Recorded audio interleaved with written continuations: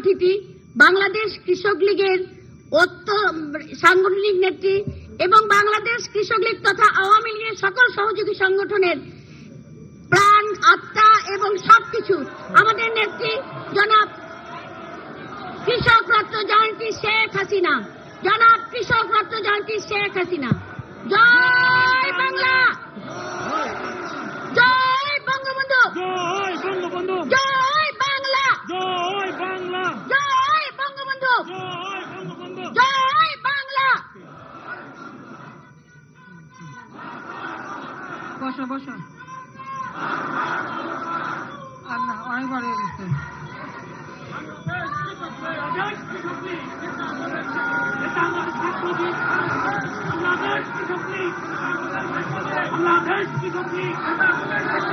আমাদের ছাত্রজি, বাংলাদেশ কৃষকজি, আমাদের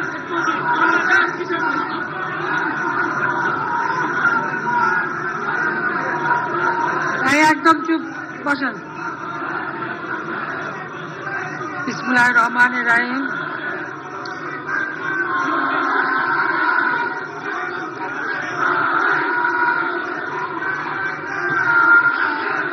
একদম চুপ।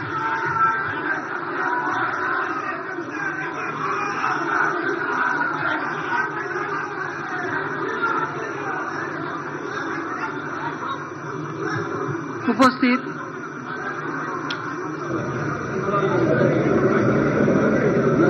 আজকে সবার সভাপতি এবং আমাদের কৃষক লীগ সহ বাংলাদেশ আওয়ামী লীগের বন্য সহযোগী সংগঠনের নেতৃবৃন্দ, কর্মী ভাইয়েরা,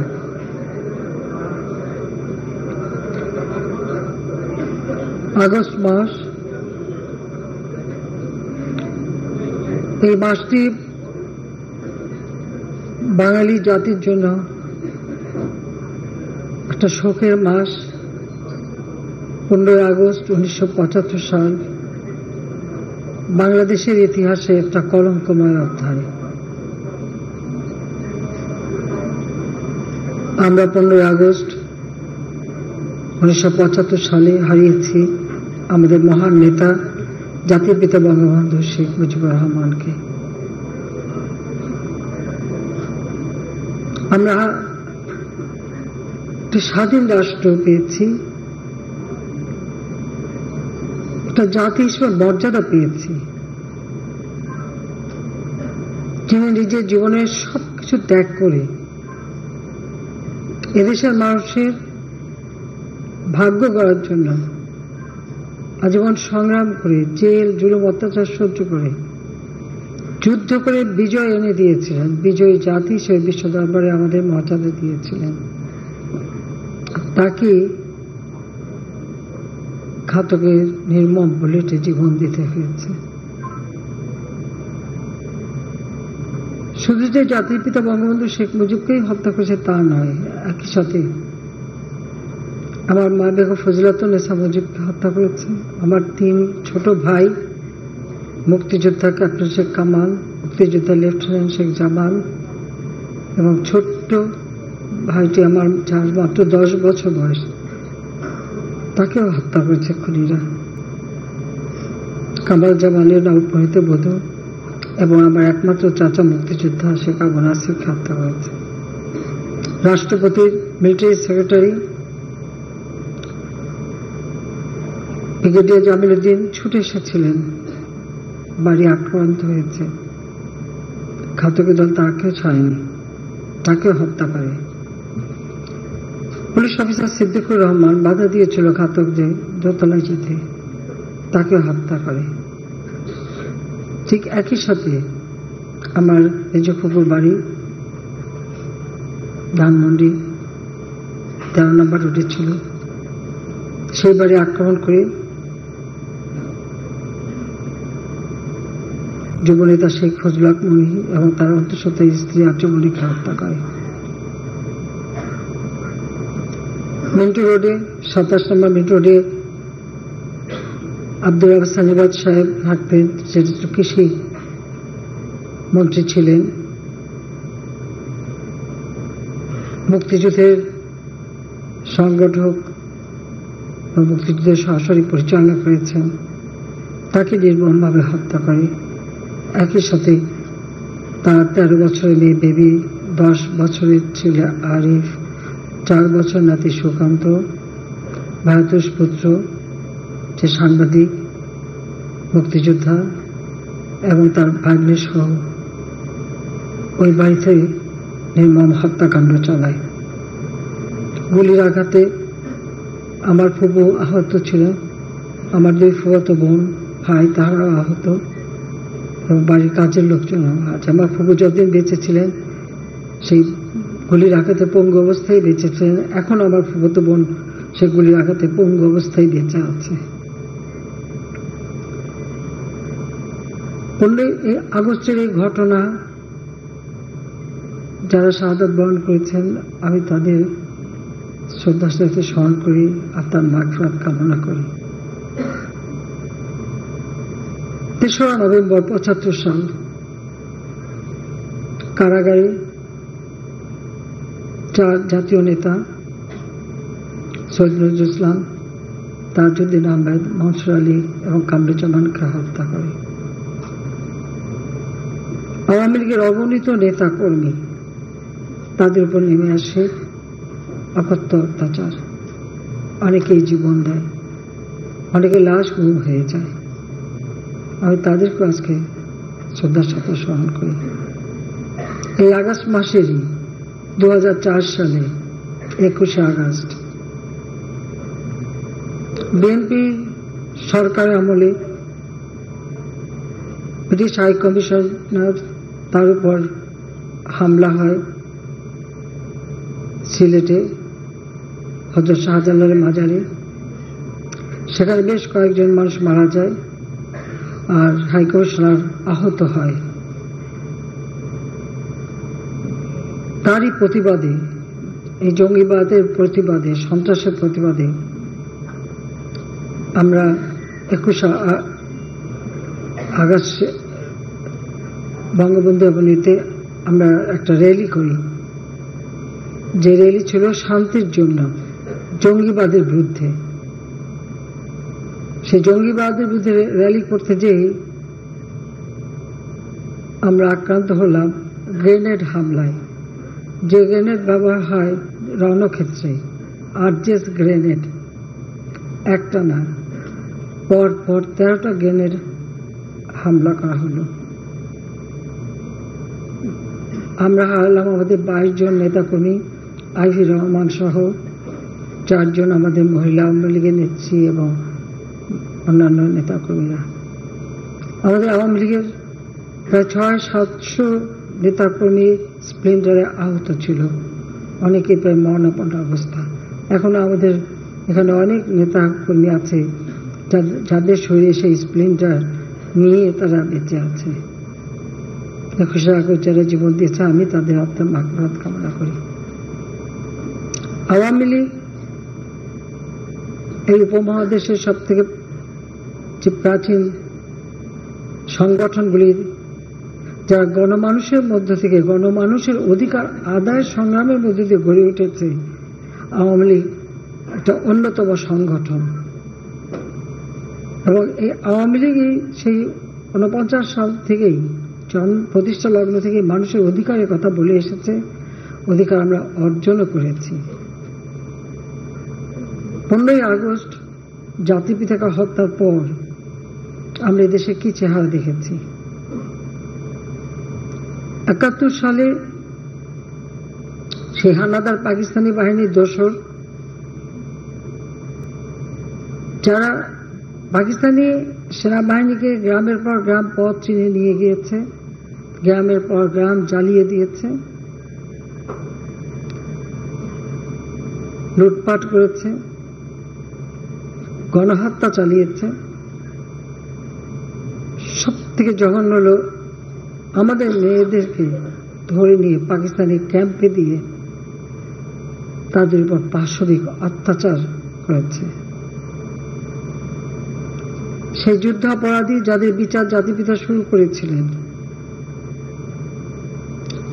অনেক সাজাপ্রাপ্ত ছিল, আবার অনেকে পাকিস্তানি পাসপোর্ট নিয়ে পাকিস্তানেও চলে গিয়েছিল, অনেকে বিদেশেও চলে গিয়েছিল। তারা বাংলাদেশের অস্তিত্বে বিশ্বাস করে না, সেই কারণেই। কিন্তু 15 আগস্টে জাতিপিতাকে হত্যা পর আমরা কি দেখলাম?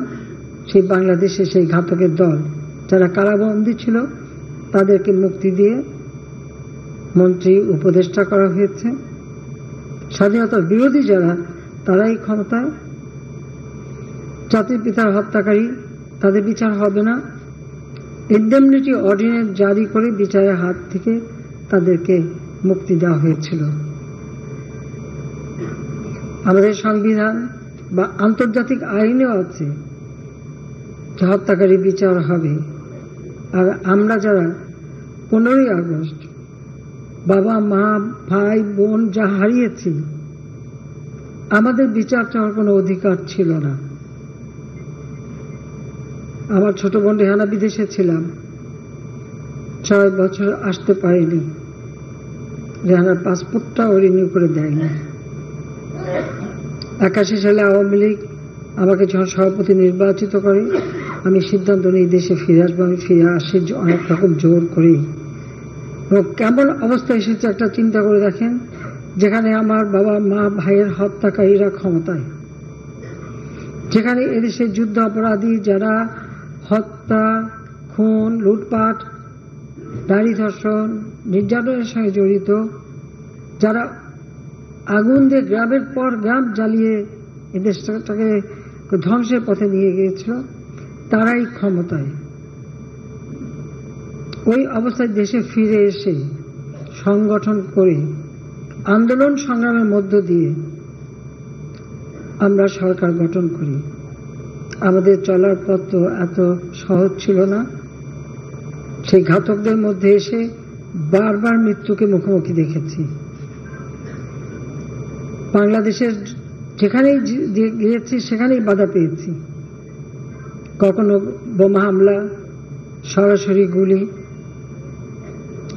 আক্রমণ, জনসভায় বড় বোমা পুঁতে রাখা, প্রতিনিয়ত এই ধরনের অবস্থা মোকাবেলা করেই আমাদের চলতে হয়েছে এবং আওয়ামী লীগের অগণিত নেতাকর্মী জীবন দিয়েছে। মোহাম্মদ হানিফের কথা আমি স্মরণ করি এবং আমার সাথে আরো যারা ছিল, আমাকে মানব ঢাল রচনা করে রক্ষা করেছিল 21 আগস্ট। প্রতিবারই যখন আক্রান্ত হয়েছি সরাসরি গুলি করেছে, কত জীবন ঝরে গেছে।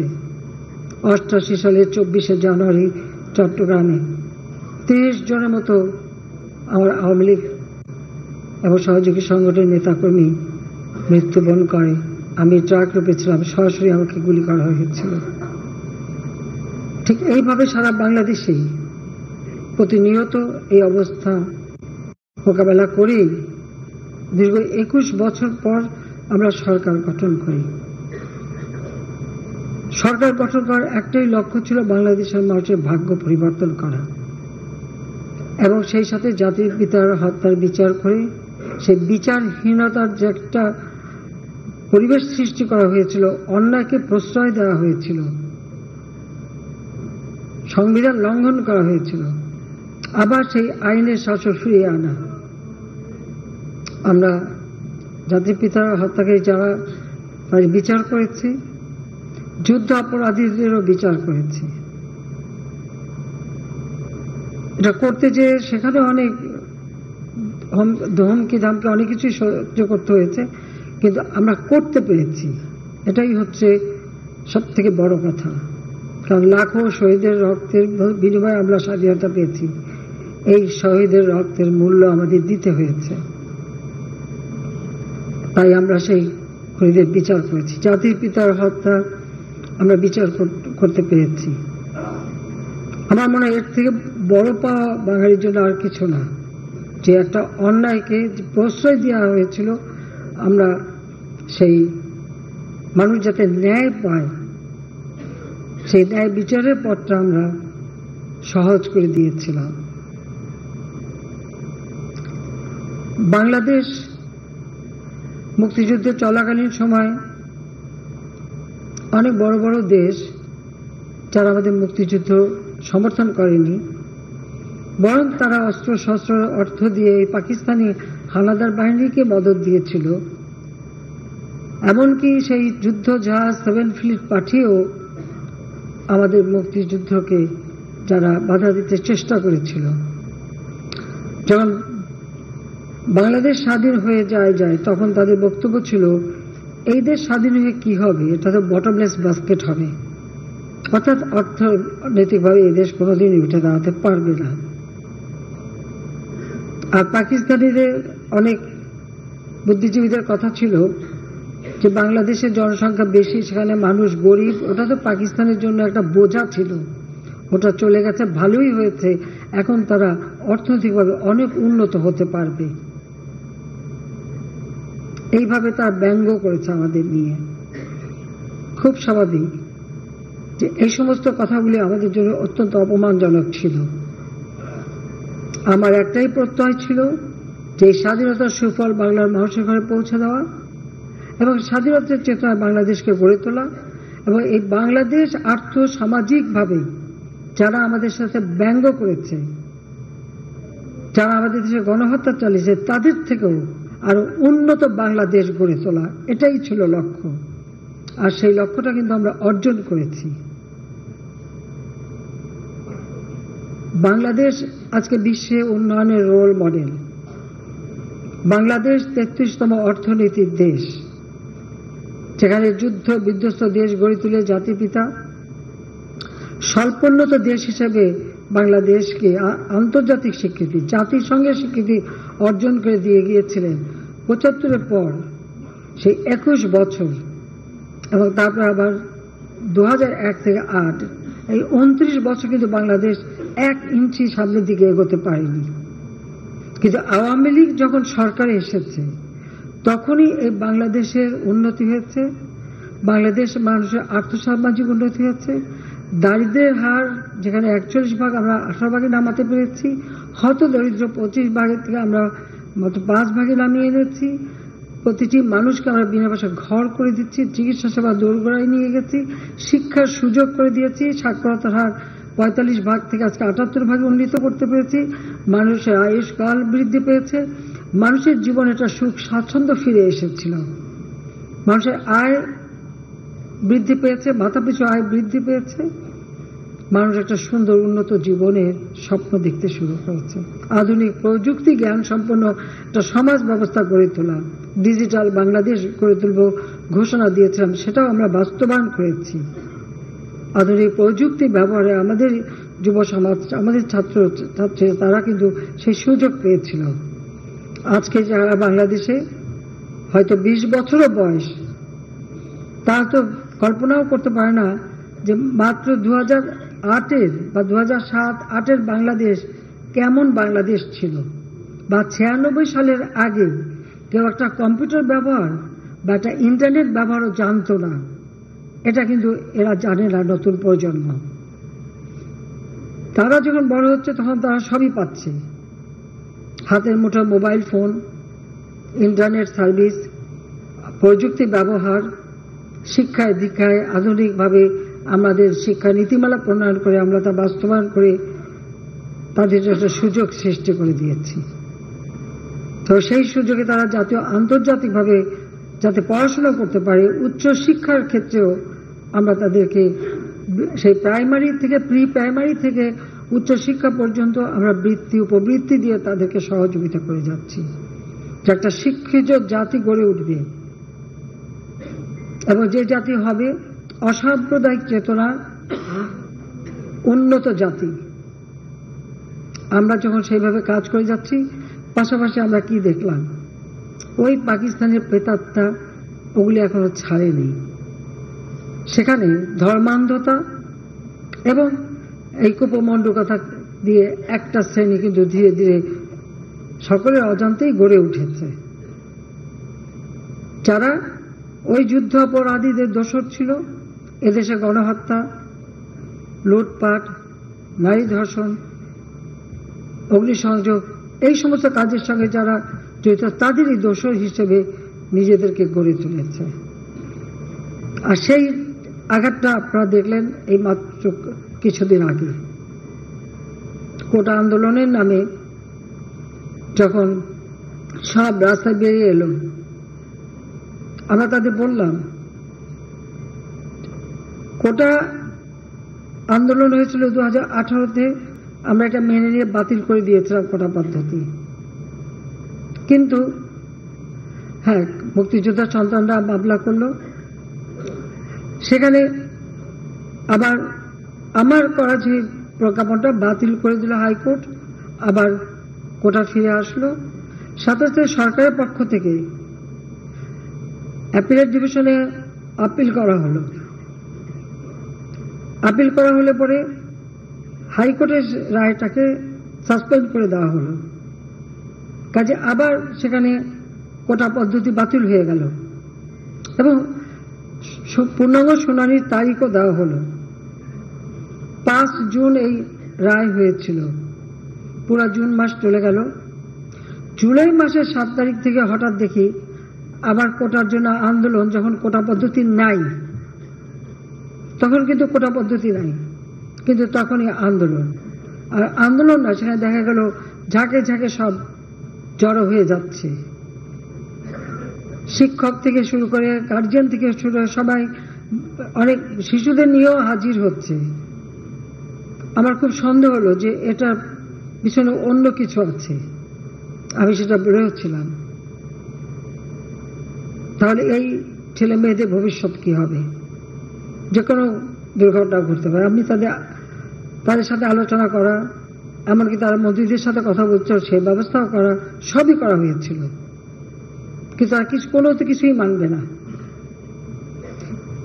হাইকোর্টের যে তারিখ, সে তারিখটা এগিয়ে নিয়ে আসা হলো।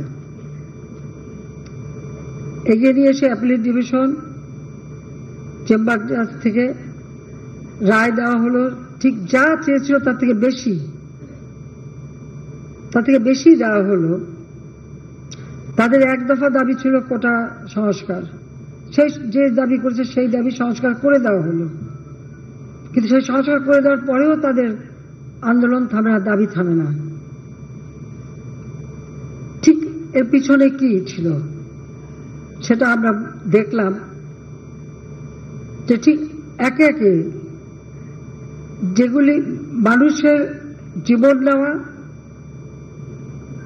এবং আন্দোলন, কোটা আন্দোলন করছে এক জায়গায়, কিন্তু চারিদিক থেকে ঢাকার সেখানে সেই জঙ্গি ঝুঁকে একদিকে হত্যাকাণ্ড চালানো, অপরদিকে যে সমস্ত প্রতিষ্ঠানগুলি মানুষের সেবা দেয়, যেমন দুর্যোগ মোকাবেলার বিষয়ে আমরা সব থেকে অগ্রগামী ছিলাম। আমাদের সামনে ঘূর্ণিঝড়, জলোচ্ছ্বাস যে কোনো সময় আসতে পারে, কিন্তু আমাদের ডিজিটাল পদ্ধতিতে এত চমৎকার সিস্টেম আমরা তৈরি করেছিলাম যে কোনো মুহূর্তে বাংলাদেশের যে কোনো জায়গায় এই ঝড়, জলোচ্ছ্বাস, বন্যা সমস্ত খবর আমরা পেতে পারবো, তাৎক্ষণিকভাবে তাদের সহযোগিতা করতে পারবো। এটা তো মানুষকে বাঁচানোর জন্য, মানুষের সেবা দেওয়ার জন্য। সেখানে অগ্নিসংযোগ। বাংলাদেশ টেলিভিশন মানুষের একটা সাংস্কৃতিক চর্চার জায়গা, সেখানে অগ্নিসংযোগ। আমাদের সেতু সারা বাংলাদেশটাকে আমরা একটা নেটওয়ার্কে তৈরি করে দিয়েছি এবং পদ্মা সেতু আমরা নিজস্ব অর্থায়নে করেছি। সেই সেতু ভবনে অগ্নিসংযোগ, এমনকি আমাদের ডিজিটাল সিস্টেম যেটা আমরা করেছি, ডাটা সেন্টার, বিটিআরসি ভবন, যেখান থেকে পুরো ডিজিটাল সিস্টেমটা সারা বাংলাদেশে পরিচালনা করা হয়, স্যাটেলাইট থেকে যেখানে সমস্ত কিছু নিয়ন্ত্রণ করা হয়, সেটাকে আগুন দেওয়া হলো। এমনকি সাবমেরিন কেবল, এটা মাটির নিচ দিয়ে ছিল রাস্তা করার জন্য, সেটা কিছু দিনের জন্য উপরে রাখা হয়েছিল, সেটাকে নষ্ট করা হলো। পাশাপাশি আরো কত বলবো, একের পর এক ধ্বংস, আগুন দিয়ে পোড়ানো। এবং আমাদের স্বাস্থ্য, কোভিড-19 মোকাবেলা করে সারা বিশ্বে আমরা একটা দৃষ্টান্ত স্থাপন করেছি। তার জন্য যে হসপিটালটা তৈরি করেছিলাম, সেই কোভিড-19 হসপিটাল, সেখানে আগুন। সেই সাথে আমাদের স্বাস্থ্য অধিদপ্তরের বিভিন্ন জায়গায়, অর্থাৎ মানুষের সেবা দেওয়ার প্রতিটি জায়গার উপরে একটা আঘাত হানা। তার সাথে আসলো মেট্রো রেল, অত্যন্ত আধুনিক মেট্রো রেল, দুইটা স্টেশন পুড়িয়ে দিল। একটা বীরপুর স্টেশন থেকে প্রতিদিন 1 লক্ষ মানুষ যাতায়াত করত। গোটা এই মেট্রো রেলে প্রতিদিন 2.5 থেকে 3 লক্ষ মানুষ নির্বিঘ্নে তার কর্মস্থানে যেতে পারত, ফিরে আসতে পারত, কর্মঘণ্টা বাঁচত, নিরাপদে যাতায়াত করতে পারবো, বিশেষ করে মেয়েরা যাতায়াত করতে পারবো। সেখানে সেখানে আঘাত করা। এক্সপ্রেসওয়ে 2010 থেকে প্ল্যান করে সেটা কেবল তৈরি করা শুরু করেছি, শেষ করেছি। মানুষ খুব অল্প সময়ের মধ্যে তা যাতায়াত করতে পারে। প্রবাসী যারা আসতো বা আমাদের কর্মজীবী তারা অতি অল্প সময়ের মধ্যে এয়ারপোর্টে চলে যেতে পারতো, আবার ফিরে আসতে পারতো। সেটা টোল প্লাজা ভেঙে নষ্ট করে দেওয়া হলো যাতে চলতে না পারে। যেখানে আমরা চেয়েছিলাম এটাকে আরো মডার্ন করে দিতে, ডিজিটাল সিস্টেম, গাড়ির সাথে ডিভাইস লাগানো থাকবে, দাঁড়িয়ে থেকে টোল দিতে হবে না, গাড়ি পাস হয়ে গেলেই টোল পেয়ে যাবে। কিন্তু এখন সেই পুরো টোল সিস্টেমটাই আগুনে পড়া। হানি ফ্লাইওভার, যেখানে নারায়ণগঞ্জ বা কুমিল্লা বা ওই অঞ্চলে যেতে গেলে ঘন্টার পর ঘন্টা ট্রাফিক জ্যামে আটকা থাকতে হতো, সেটারও টোল প্লাজা পোড়ানো, সেটারও ধ্বংস। অর্থাৎ আপনারা একটা জিনিস লক্ষ্য করেন যে ঠিক মানুষের সেবা দেওয়ার জন্য যে কাজগুলি, সেই জায়গাগুলিতেই কিন্তু আঘাতটা হানা হয়েছে। এটাই হচ্ছে সব থেকে দুর্ভাগ্যের বিষয়। কারণ আমাদের প্রতিটি জায়গা, সড়ক, সেতু থেকে শুরু সবকিছু আগুন দিয়ে পোড়ানো। এবং এই আগুন দিয়ে যে পোড়ানো সমস্ত গাড়ি, সিটি কর্পোরেশনের ময়লা ফেলার যে গাড়িগুলি, অত্যন্ত আধুনিক গাড়ি, যেখানে কয়েক টন ময়লা একসাথে এটাকে একেবারে কম্পোজ করে, পুরা কম্প্রেসারের মাধ্যমে আমরা চেপে অল্প করে সেগুলি বর্জ্য ব্যবস্থাপনা ওই গাড়ির ভিতরে সেটা করে ফেলা যেত, সেগুলি পুড়িয়ে দেওয়া হলো। ওয়াটার ট্রিটমেন্ট প্ল্যান্ট, ঢাকা শহরে ওয়াটার ট্রিটমেন্ট প্ল্যান্ট আগে ছিলই না। সায়দাবাদ 1 প্রথম আমি 96 সালে সরকার এসে করি, এরপর সায়দাবাদ 2, সায়দাবাদ 3 এবং অন্যান্য ওয়াটার ট্রিটমেন্ট প্ল্যান্ট। সেই একটা ওয়াটার ট্রিটমেন্ট প্ল্যান্ট, সেখানে আগুন। সোয়ারিজ সিস্টেম, বর্জ্য ব্যবস্থাপনা, পয়ঃপ্রণালী, সে ওয়াটার ট্রিটমেন্ট প্ল্যান্ট, সেখানে যে আগুন। মনে হল যে জনগণ একটু আরামে থাকবে, জনগণ একটু ভালো থাকবে, জনগণ একটু সুস্থভাবে চলবে, জনগণের সবকিছুতে সুপেয় পানি, পয় নিষ্কাশন থেকে শুরু করে প্রতিটি জায়গায় আগুন দিয়ে পোড়ানো। এটা কোন ধরনের আন্দোলন? আর সেই সাথে আজকে কত মানুষের জীবন গেছে, চারিদিক থেকে অস্ত্রধারী কোথাও। এবং ঢাকা বিশ্ববিদ্যালয়ের 300 কামরা, সেখানে এখন ভিডিও ফুটেজে পাওয়া গেছে, সেই হাতে অস্ত্র সহ, কারো হাতে তরবারি, কারো হাতে লাঠি, কারো হাতে শাবল নিয়ে সমস্ত পুরো তছনছ করে দেওয়া হয়েছে। এবং সমস্ত ছেলেদের সব জিনিসগুলি পুড়িয়ে দেওয়া। মেয়েদের হোস্টেল, সে রোকেয়া হল, শামসুন্নাহার হল, ইডেন কলেজ,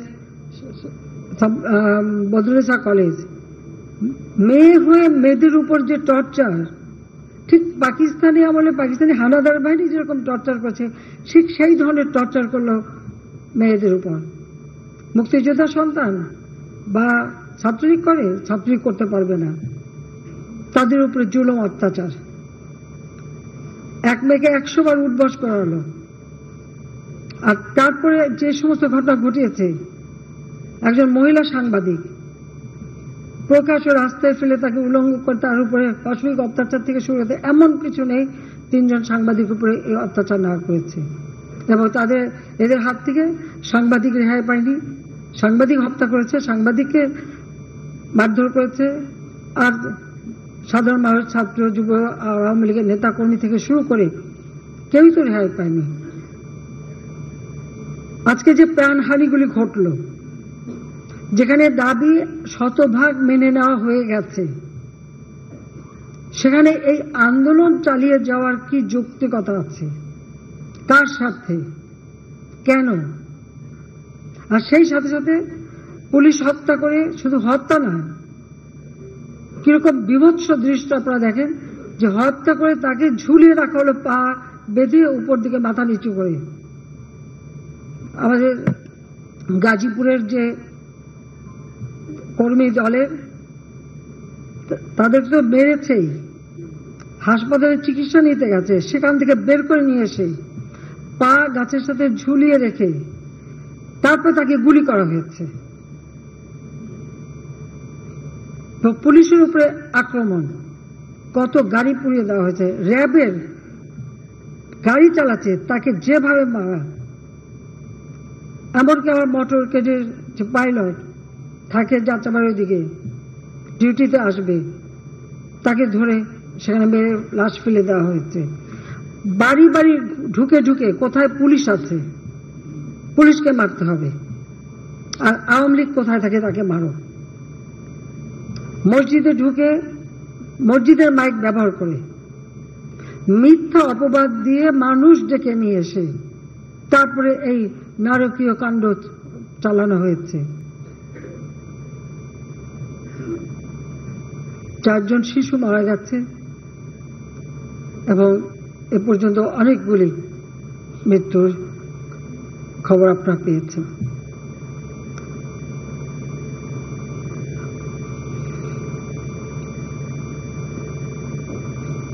বাংলাদেশে আসার পর থেকে আর 75-এর পর থেকে তো আমরা শুধু লাশের মিছিলই পাচ্ছি, দেখছি। এবারেও প্রায় 200-এর উপর মানুষ মারা গেল।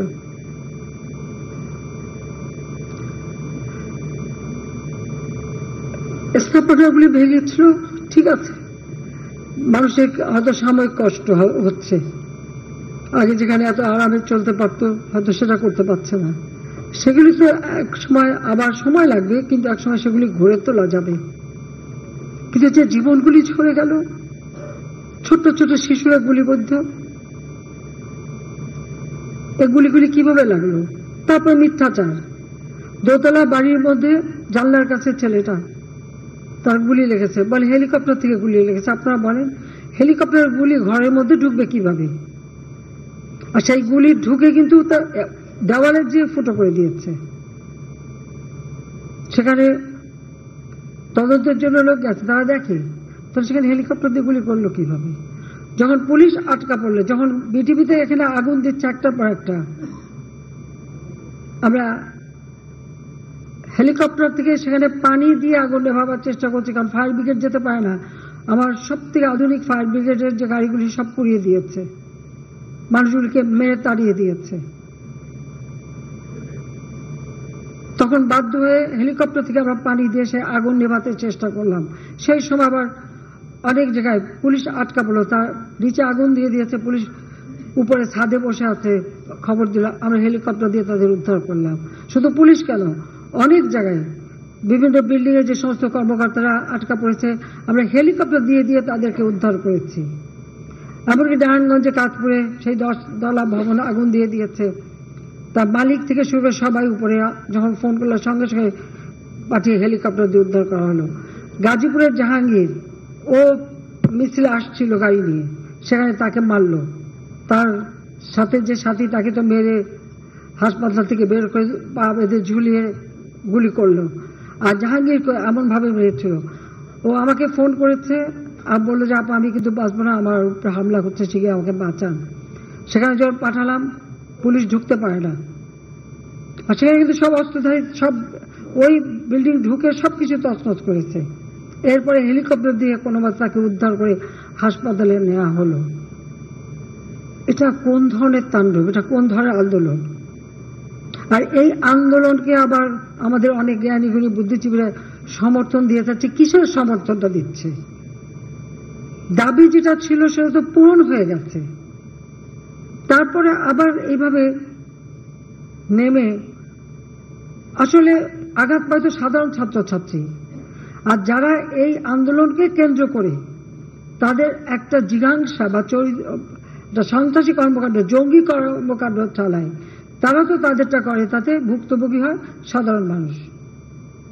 এখানে পুলিশ, র্যাব, সাংবাদিক, সাধারণ মানুষ কেউ তো রেহাই পায়নি, প্রত্যেকেই হয় আহত, এবং এই যে আহতদের আমরা দেখতে গেলাম সেখানে মাত্র কয়েকজন আমরা পেলাম, মাত্র 5-6-7 জন ছাত্র, বাকি সবই দেখা গেল কয়েকটা শিশু ছিল, আর বেশিরভাগই সাধারণ খেটে খাওয়া মানুষ। কারণ ওই আঘাত পেলে মলে সাধারণ খেটে খাওয়া মানুষগুলি তো বেশি পায়, তাদের জীবন জীবিকা কিভাবে চলবে? কেউ পরীক্ষা দিতে যাবে, হয়তো দিয়েছে, সেই রকম ছাত্র আমি 1-2 পেলাম কয়েক হাসপাতালে। আমি তো প্রত্যেকটা হাসপাতাল আমি শুরুতে যাইনি, কারণ ইনফেকশন ছিল, হয়ে যাবে সেই ভয়ে আমাদের ডাক্তার বেগম রোকেয়া এবং আমাদের স্বাস্থ্য প্রতিমন্ত্রী, স্বাস্থ্যমন্ত্রী থেকে শুরু করে সব জায়গায় আমাদের দলেরও যারা বিভিন্ন জায়গায় হাসপাতালে যে খোঁজ নিয়েছে, খবর নিয়েছে, যাদের প্রয়োজন ব্লাড দেওয়া সবকিছু আমরা সমস্ত চিকিৎসা সব ব্যবস্থা আমরা করেছি। কিন্তু একটা কোটার আন্দোলনের নাম দিয়ে এইভাবে একটা নাশকতা করা, এটাতে জঙ্গিবাদী কর্মকাণ্ড পরিচালনা করা। আমি আগেই সাবধান করেছিলাম, আপনাদের মনে আছে 17 তারিখে বোধহয় আমি টেলিভিশনে ভাষণ দিয়ে গার্জিয়ান অভিভাবকদের বলেছিলাম, শিক্ষকদের বলেছিলাম, যেখানে আপনাদের সন্তানের জীবনে ঝুঁকি আছে আপনারা সন্তানদেরকে বেরোতে দিয়েন না। কারণ আমি তো জানি এদেশে ওই জঙ্গিবাদ, সন্ত্রাসবাদ তারা কত দূর কি করতে পারে। আমি তাদেরকে সতর্ক করেছি যে হাইকোর্টে অ্যাপিলেট ডিভিশন রায় দেবে, আপনারা হতাশ হবেন না। আমি তো রায়ের ব্যাপারে বলতে পারি না যে এই রায় দেবে, কিন্তু আমি তো তাদেরকে বললাম যে আমরা সরকার পক্ষ থেকে আমরা আপত্তি জানাবো না, তাদের যেটা দাবি, কারণ এটা সরকার পক্ষ থেকে আপত্তি না জানালে যেটা দাবি সেটা এসে যাবে, আমরা সেটুকু করতে পারি আইনতভাবে, যদি আমি কোর্ট কাছারি আদালত মেনে চলি। সেটা আমি বললাম যে আপনারা হতাশ হবেন না। তারপরেও তারা না থেমে, যে আজকে যে সারা বাংলাদেশে এই এতগুলি প্রাণ ঝরে গেল, এর দায় দায়িত্ব কার?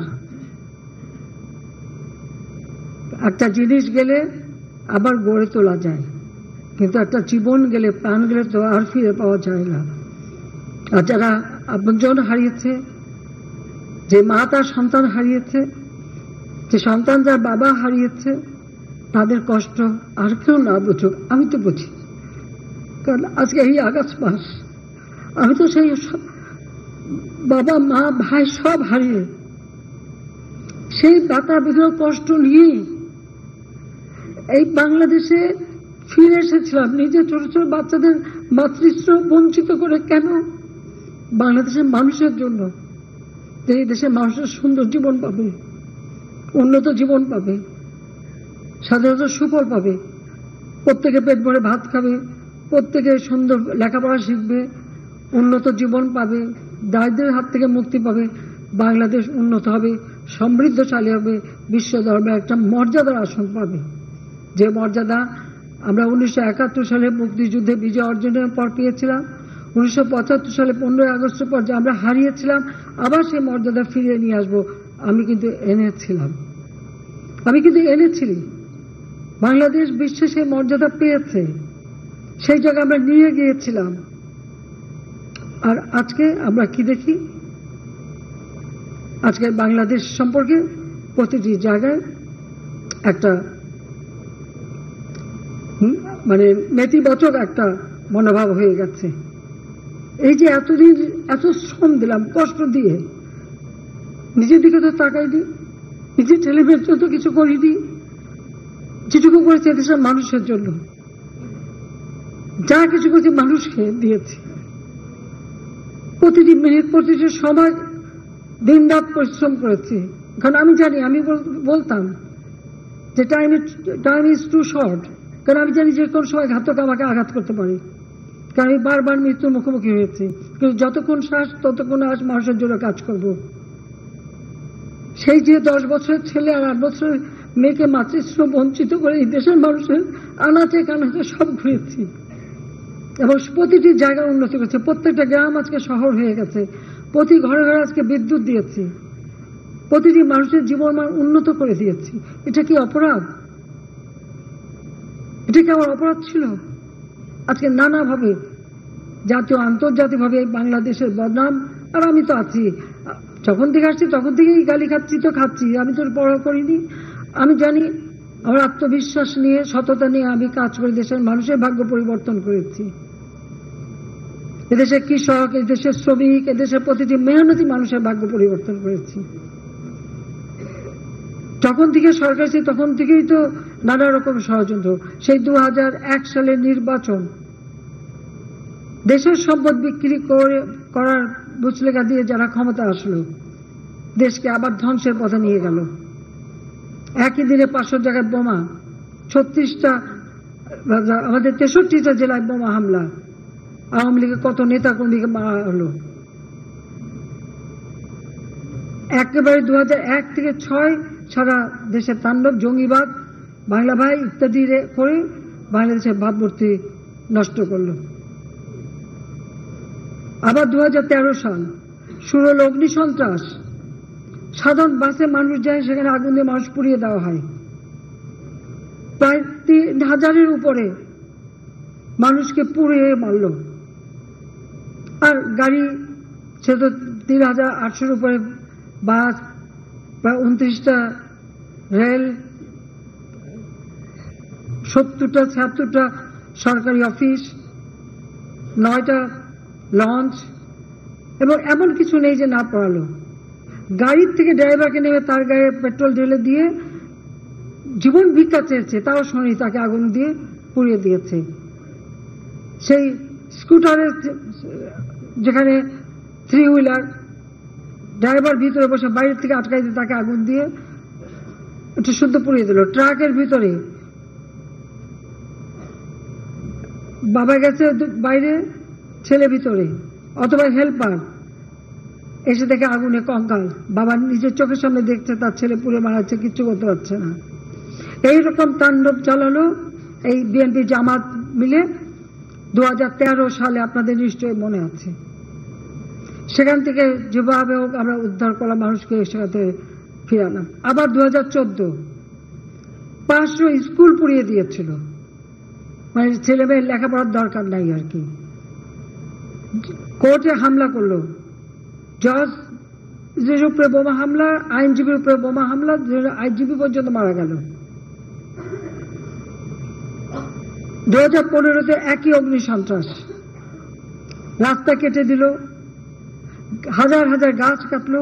এই 13 থেকে 15, আর এই ধরনের 3225 জন মানুষই মারা গেল। এরা জীবন্ত মানুষকে পুড়িয়ে পুড়িয়ে মেরেছিল। আর এবার মানুষকে হয় গুলি নয়, এবং কিছু কিছু ঘটনা এমন ঘটেছে, এগুলি আস্তে আস্তে, আমি এই জন্য আন্তর্জাতিকভাবে আমি বলেছি, আমি এখানে কারো দাবির অপেক্ষা রাখিনি। তার আগে আমি একজন জুডিশিয়াল এনকোয়ারি কমিটি করে দিই। এখন ঘটনা যখন তখন মাত্র 6 জন মারা গিয়েছিল, এখন যখন আরো বেশি ঘটনা ঘটেছে, আমরা এখন 3 সদস্য বিশিষ্ট এই জুডিশিয়াল কমিটি গঠন করে তাদের কর্মপরিধি আরো দিয়ে, আমি চাই প্রত্যেকটা জিনিসের তদন্ত হোক, কারা এর পিছনে কি ভাবে কি ঘটনা ঘটেছে। এবং সেই জন্য আন্তর্জাতিকভাবে জাতিসংঘকে আমি আবেদন করেছি যে তারা তাদের বিশেষজ্ঞ পাঠাক। অন্য কোনো দেশ যদি চায় তারা বিশেষজ্ঞ পাঠাক, কারণ আমি চাই এই ঘটনাগুলির সুষ্ঠু তদন্ত, সে যেই দায়ী থাক তার বিরুদ্ধে ব্যবস্থা নিতে হবে, তার বিরুদ্ধে ব্যবস্থা নিতে হবে আমাদের। কারণ আমরা গড়ব আর কেউ এসে খালি ভেঙে সব তাবা তাবা করে দেবে আর আমার দেশের মানুষকে কষ্ট দেবে, দেশের মানুষ ভুক্তভোগী হবে, দেশের মানুষের ভাগ্য নিয়ে খেলা, এটাই তো আমি দেখি সব থেকে তাদের বড় জিনিস। জঙ্গি সারা বিশ্বব্যাপী কি ঘটনা ঘটিয়েছে, বাংলাদেশে হলি আর্টিজানের পরে আর একটা ঘটনা আমরা করতে দেয়নি। আমাদের গোয়েন্দা সংস্থা, আইন শৃঙ্খলা রক্ষাকারী সংস্থা থেকে সজাগ থেকেছে, তারা নিজেরা জীবন দিয়েছে, কিন্তু এই জঙ্গিবাদের হাত থেকে দেশকে রক্ষা করেছে। কিন্তু আজকে এই কোটা আন্দোলনের ছত্র ছায়ায় এরা এসে যেভাবে একটা মানে জঙ্গি সে ভয়াল দাঁত দেখালো, আপনারা একটু মনে স্মরণ করে দেখবেন যখন এরা বসতে মিটিং করছে, আমি বললাম ঠিক আছে ছেলেমেয়েরা বসতে বসুক, আমরা তো রোদে পড়ে বৃষ্টিতে ভেতরে মিছিল মিটিং করে করে পোড় খেয়ে খেয়ে না এই পর্যন্ত এসেছি। অন্তত আমি সরকার আসার পরে এদের তো সেই ধরনের কষ্ট কাউকে করতে হয় নাই। তো তারা যদি একটু রোদ্রে পড়ে একটু স্লোগান দেয় বসে তো বসলো, এটাতে তোমরা কিছু বলবো না। পুলিশ কত সহনশীলতা দেখিয়েছে, তারা মিছিল করে যেখানে যেতে সেখানেই তারা তাদের নিয়ে গেছে। খালি বলছে একটু তাদের নিরাপত্তা দাও তোমরা। আমরা তো সেই আমেরিকা ইউনিভার্সিটির ছাত্ররা নেমেছিল পরে যেভাবে তাদের উপর তাদেরকে একেবারে মেরে ধরে মাটিতে ফেলে অত্যাচার করে, এমনকি শিক্ষকদের পর্যন্ত পিছনে হ্যান্ডকাপ দিয়ে বেঁধে নিয়ে তারা সেই মানে আন্দোলন ছাত্রদের আন্দোলন দমন করেছিল। আমরা তো তা করতে যাইনি, ওইভাবে আমরা শক্তি প্রয়োগ করিনি, বরং তাদের দাবিগুলি। তখন তাদের দাবিটা কি? কারণ এটা তো আমার করা, প্রজ্ঞাপন বাতিল হয়েছে, আমরা আপিল করেছি, সেটা আবার আমরা পেয়ে গেছি। সে আন্দোলনের ইস্যুটা আর কি থাকে? তারপরে এই যে ঘটনাগুলি ঘটল, আজকে দেশবাসীর কাছে এরা তো মিথ্যা অপবাদ চালিয়ে যাচ্ছে। আমি ক্ষমতায় থেকে মানুষের জীবন নেব, সেটা তো কখনো হতে পারে না, কারণ আমি তো সবকিছু হারিয়েছি, আর আমার নিজের জীবনটাও তো আমি জানি। এরাই তো বারবার আমাকে হত্যার চেষ্টা করেছে, বারবার হত্যার চেষ্টা করেছে। এখন রাখে আল্লাহ, মারে কে? আল্লাহ বারবার আমাকে বাঁচিয়েছে। আমি সবসময় বলছি যে নিশ্চয়ই আল্লাহ কোনো কাজ আমাকে দিয়েছে, সেই কাজটুকু সম্পন্ন না হলে আল্লাহই আমাকে রক্ষা করবে। আবার সেই সাহস নিয়ে তো আমি কাজ করে গেছি। ওই রকম গ্রেনেড হামলা বা ওই রকম বিশাল বোমা, সরাসরি গুলি, এটা দেখার পরে কতজন নামতে পারে? আমি তো কখনো ভয়ও পাইনি, পরোয়া করিনি যে আমাকে এই দেশের মানুষের জন্য কাজ করতে হবে, মানুষের জীবন মান উন্নত করতে হবে, এবং আমি দাবি করতে পারি সেটা করেছি। এমনকি যেটা আমি লক্ষ্য স্থির করেছিলাম 2021 সালের মধ্যে বাংলাদেশকে একটা জায়গায় নিয়ে আসবো, আমরা বাংলাদেশকে উন্নয়নশীল দেশের মর্যাদা এনে দিয়েছি। আজকে সারা বিশ্বব্যাপী বাংলাদেশের যে ভাবমূর্তিটা, এই মিথ্যা অপপ্রচার চালিয়ে চালিয়ে আর এই সমস্ত জঙ্গিবাদী ঘটনা ঘটিয়ে আজকে সেই মান সম্মান সব নষ্ট করে দিচ্ছে। যে বিচার আমি জনগণের কাছেই দিচ্ছি, জনগণই দিচ্ছি। এমন ভাবে পোড়ানো, সেই গাজায় যেভাবে হাসপাতালে বোমা হামলা করে ধ্বংস করা, যেভাবে শিশু হত্যা করা, মানুষ হত্যা, ঠিক সেই একই ঘটনার জন্য এখানে ঘটনা হচ্ছে। এটাই হচ্ছে সব থেকে দুর্ভাগ্যের। আজকে আমি জানি জাতির পিতা আজকে আমাদের মাঝে নেই, কিন্তু তার আদর্শ নিয়েই দেশটাকে গড়ে তুলেছিলাম, কিন্তু সেগুলি আজকে ধ্বংসস্তূপে পরিণত করে এমনকি মানুষের জীবন কেড়ে নিয়েছে। এদের বিচার একদিন হবে। এই জন্য আমি আন্তর্জাতিকভাবেই চাই যেটাকে তদন্ত হোক এবং সুষ্ঠু বিচার হোক, কারণ বারবার আমাদের উপরেই তো হামলা হয়, আমাদেরই তো লাশ পড়ে। কাজে জঙ্গিবাদ সন্ত্রাসের স্থান বাংলাদেশে হতে পারে না। আর এদের মূল শক্তি যে ওই জামাত ইসলামী এবং শিবির, যারা একেবারে মানে অস্ত্র শস্ত্র ট্রেনিং দিয়ে তারা নামে, এই তাদেরকে আমরা এখান থেকে ব্যান করে দেওয়া হবে।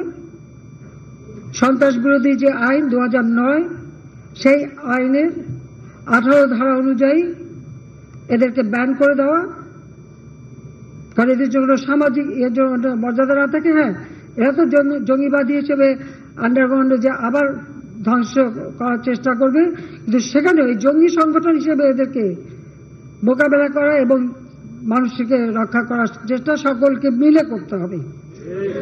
কারণ বাংলার মাটিতে জঙ্গির ঠাঁই হবে না। সেইভাবে আমাদের সবাইকে সজাগ থাকতে হবে। আমি দেশবাসীকে সেই সজাগ থাকতে চাই এবং তাদের আমি সহযোগিতা চাই, তাই আমি দেশের মানুষের সহযোগিতা চাই। আমি জানি বারবার আঘাত আসবে, আমি পরোয়া করি না। আল্লাহ জীবন দিয়েছে, একদিন নিয়ে যাবে, কিন্তু যেখানে মানুষের জন্য কল্যাণের কাজ, সে কল্যাণের কাজ আমরা করেই যাব। আজকে 1 আগস্ট, এই মাসটাই খুব কষ্টের। জাতির পিতা তার রক্ত দিয়ে রক্ত ঋণ শোধ করে যাচ্ছেন। আমরা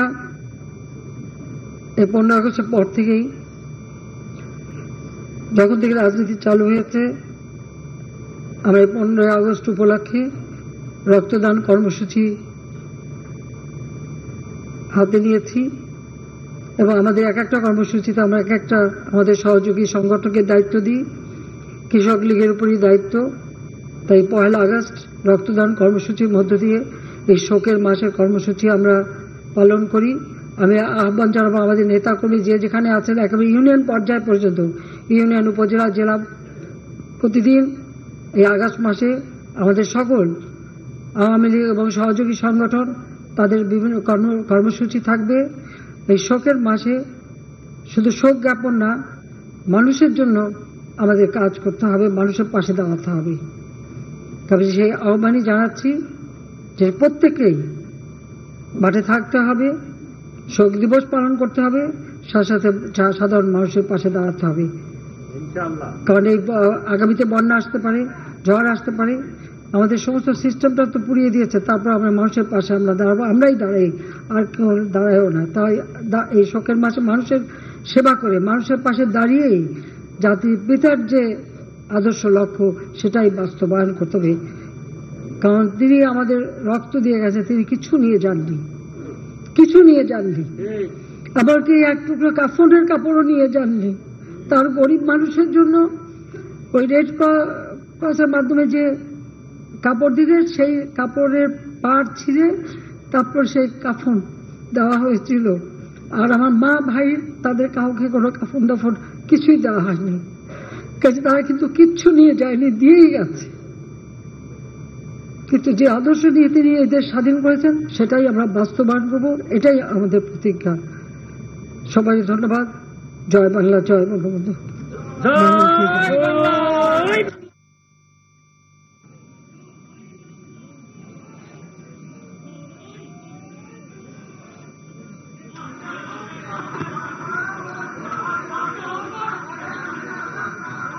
আমাদের এবার দোয়া অনুষ্ঠিত হবে। আমাদের 15 আগস্ট উপলক্ষে জাতির পিতা সহ বঙ্গমাতা ফজিলাতুন্নেসা মুজিব সহ সকল শহীদদের স্মরণে দোয়া মাহফিল হবে। আপনারা ধৈর্য ধরে অনুগ্রহপূর্বক বসবেন এবং দোয়ায় অংশগ্রহণ করবেন। সাম্প্রতিক সময়ে যে সহিংসতায় যারা নিহত হয়েছেন প্রত্যেকের আত্মার মাগফিরাত কামনা করে এখন দোয়া পরিচালনা করবেন। 15 আগস্টের সকল শহীদ এবং সাম্প্রতিক সহিংসতায় যারা শহীদ হয়েছেন তাদের প্রত্যেকের আত্মার মাগফিরাত কামনা করে এবার দোয়া পরিচালনা করবেন। কৃষিবিদ ইনস্টিটিউশনের পেশ ইমাম জনাব মৌলানা ইউসুফ, আপনারা সবাই প্রত্যেককে অনুগ্রহপূর্বক দোয়ায় অংশগ্রহণ করবেন। আসসালামু আলাইকুম ওয়া রাহমাতুল্লাহ। اللهم صل على سيدنا ونبينا وشفيعنا وحبيبنا ومولانا محمد صلى الله عليه وعلى آله وأصحابه وبارك وسلم. اللهم آمين. ربنا ظلمنا أنفسنا وإن لم تغفر لنا وترحمنا لنكونن من الخاسرين. رب ارحمهما كما ربياني صغيرا. يا أرحم الراحمين. বাংলাদেশ কৃষক লীগ কর্তৃক আয়োজিত জাতির পিতা বঙ্গবন্ধু শেখ মুজিবুর রহমানের শাহাদাত বার্ষিকী উপলক্ষে স্বেচ্ছায় রক্তদান কর্মসূচি, আলোচনা সভা ও দোয়া মাহফিলকে আপনি কবুল আর মঞ্জুর করে নিন। ইয়া রহমান রাহিমিন। মাননীয় প্রধানমন্ত্রী জননেত্রী শেখ হাসিনা সহ আজকের এই অনুষ্ঠানে আগত সকল অতিথিবৃন্দকে আপনি কবুল করে নিন। সকলকে আপনি নেক হায়াত দান করেন। সকলের জিন্দেগির গুনাহগুলোকে আপনি ক্ষমা করে দিন। সকলকে সুস্থতার সাথে বরকতময় জীবন যাপন করবার মতো তৌফিক দান করেন। ইয়া রহমান রাহিমিন। 15ই আগস্ট জাতির পিতা বঙ্গবন্ধু শেখ মুজিবুর রহমান, বঙ্গমাতা শেখ ফজিলাতুন্নেসা, শেখ কামাল, শেখ জামাল, শেখ রাসেল সহ তার পরিবারের আরো যারা নির্মমভাবে শাহাদাত বরণ করেছেন তাদের সকলকে আপনি জান্নাতের উঁচু স্থান দান করেন। জাতীয় 4 নেতাকে আপনি জান্নাতবাসী করেন। মহান মুক্তিযুদ্ধে যারা শাহাদাত বরণ করেছেন তাদের সকলকে আপনি জান্নাতবাসী করেন। ইয়া রহমান রহিমিন, ইয়া আল্লাহ, সম্প্রতি সহিংসতায় যারা শাহাদাত বরণ করেছেন তাদের সকলকে আপনি জান্নাতবাসী করেন। যারা অসুস্থ অবস্থায় আছে মাবুদ, সকলকে আপনি পরিপূর্ণ সেবা দান করেন। ইয়া রহমান রহিমিন, মাননীয় প্রধানমন্ত্রী জননেত্রী শেখ হাসিনা সহ তার পরিবারের যারাই বেঁচে আছেন মাবুদ, তাদের সকলকে আপনি নেক হায়াত দান করেন। ইয়া আল্লাহ, আমাদের মাননীয় প্রধানমন্ত্রীকে সকল প্রকার ইয়া আল্লাহ বিপদ আপদ থেকে আপনি হেফাজত করেন। ইয়া আল্লাহ, আমাদের মাননীয় প্রধানমন্ত্রীকে সকল ষড়যন্ত্র থেকে আপনি হেফাজত করেন। ইয়া আল্লাহ, আমাদের মাননীয় প্রধানমন্ত্রীকে সুন্দর সুশৃঙ্খল ভাবে দেশ পরিচালনা করবার মতো তৌফিক দান করেন। ইয়া আল্লাহ, আমাদের মাননীয় প্রধানমন্ত্রীর ছেলে মেয়ে যারাই আছে, ইয়া আল্লাহ তার বোন আছে, ইয়া আল্লাহ তাদের সকলকে আপনি সকল প্রকার বালা মুসিবত থেকে আপনি হেফাজত করেন। ইয়া রহমান রহিমিন, আমাদের মাতৃভূমি বাংলাদেশকে আপনি সকল প্রকার বালা মুসিবত থেকে হেফাজত করেন। এ দেশ কৃষি প্রধান দেশ, এ দেশের কৃষি সেক্টরকে আপনি উত্তর উন্নতি দান করেন। ইয়া রহমান রহিমিন, কৃষক লীগের সকল কর্মীকে দেশ, জাতি ও কৃষকের সেবায় নিয়োজিত থাকার মতো তৌফিক দান করেন। ওয়া সাল্লাল্লাহু তাআলা আলা খায়রি খালকিহি মুহাম্মদ ওয়া আলিহি ওয়া আসহাবিহি আজমাইন বিরহমাতিকা ইয়া আরহামার রাহিমিন। আসসালামু আলাইকুম। বলছি স্যার, বলছি।